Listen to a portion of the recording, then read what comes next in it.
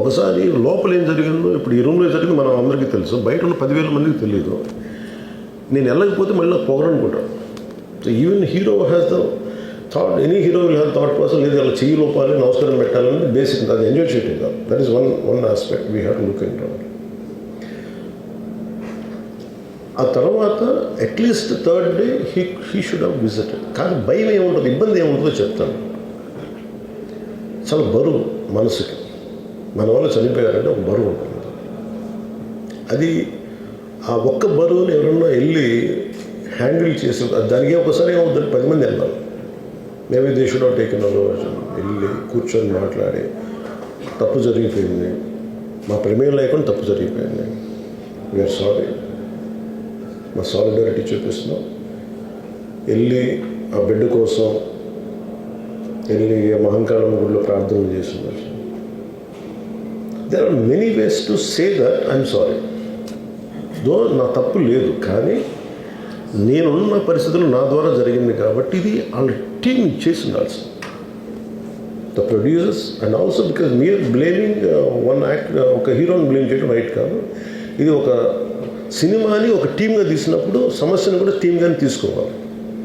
కానీ ఇక్కడ సమస్య ఏం చేశారంటే మొత్తం హీరో మీద పెట్టేశారు అండ్ ఒంటరి వ్యక్తిని చేశారు. అది నాకు కరెక్ట్ అనిపించలేదు. That is one aspect.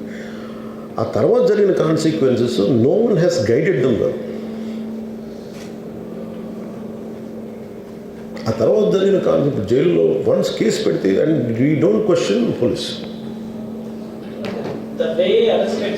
అది కూడా డిఫరెంట్గా ఉంది. ఇప్పుడు వరకు ఇండస్ట్రీ, సినీ ఇండస్ట్రీ వచ్చిన తర్వాత ఎప్పుడు అట్లా ఆ టైంలో అరెస్ట్ చేయలేదని కూడా ఒక డిస్కషన్ అయింది. దట్ ఈస్ రేవంత్ రెడ్డి గారు. Even if it is me who would done the same thing without a doubt. He's Revanth Reddy. అదేంటంటే it is not who you are, it is what happened through you. And sometimes you want to send a message. అలాగే ఆయన మీరు అనుకుంటుంది ఏంటంటే, చాలాసార్లు అడిగారు ఆయన పేరు చెప్పలేదని ఇవన్నీ. I think he's beyond all that. అది చాలా lame reason. a man of that state. ఎందుకంటే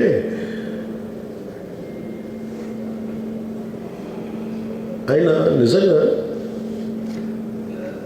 ఆ సినిమాకి ఇచ్చినంత పుష్ తెలంగాణ మేము ఇంకా హైదరాబాద్లో వాళ్ళకి ఇచ్చినంత టికెట్స్ ఈవెన్ అంటే అక్కడ ఎక్కువ పాపులారిటీ ఉంది. అంటే మీరు అంటే ఎక్కువ సీకింగ్ ఎక్కువ ఉంది పర్టికులర్ ఫిల్మ్కి. దాన్ని ఎంకరేజ్ చేశారు కదా, ఎక్కడ ఆయన తగ్గించలేదు కదా. ఇప్పుడు మనం ఎప్పుడు తప్పు అనుకోవాలి ఆయన్ని జగన్ గారు లాగా కూర్చోబెట్టి నలిపేసి చేస్తే ఇవన్నీ చేస్తే కక్షపూర్తం చేస్తుంది. బట్ అలా కాదు. అంటే Telugu he stood by Telugu film industry. ఈ పర్టికులర్ ఫిల్మ్కి హీ గేవ్ బెనిఫిట్ షోస్, డబ్బులు ఇచ్చారు, దానికి డబ్బులు పెంచారు.